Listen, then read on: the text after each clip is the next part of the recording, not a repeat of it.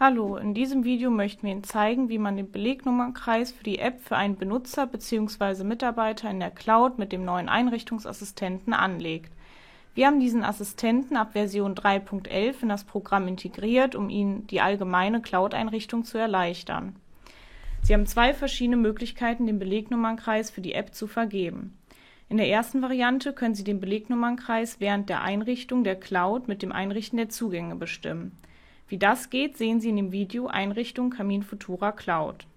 Eine weitere Variante, welche Sie auch noch nach dem Einrichten der Cloud ausführen lässt, ist in der Mitarbeiterverwaltung. Hierfür gehen Sie bitte über Dienste, Mitarbeiterverwaltung und dann auf den Reiter Cloud. Nun setzen Sie ein Häkchen bei Abrechnung per App zulassen. Anschließend können Sie den Belegnummern-Kreis bestimmen. Dieser Belegnummern-Kreis ist lediglich auf die App bezogen. Möchten Sie einen Belegnummern-Kreis für den Zweitrechner eintragen, finden Sie die Einstellung auf dem Zweitrechner unter Rechnung, Rechnungseinstellungen, Allgemeine Einstellungen, Rechnungsnummer und Einstellungen Zweitrechner-Schnittstelle. Hier können Sie beim Zweitrechner den Belegnummern-Kreis einrichten oder auch beim Hauptrechner oder Zweitrechner prüfen, welchen Belegnummern-Kreis Sie schon vergeben haben.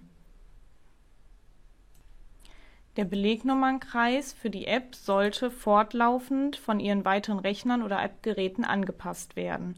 Sollten Sie für einen Mitarbeiter schon einen Belegnummern-Kreis in der App angelegt haben, sehen Sie diesen unter dem jeweiligen Mitarbeiter hier in der Mitarbeiterverwaltung.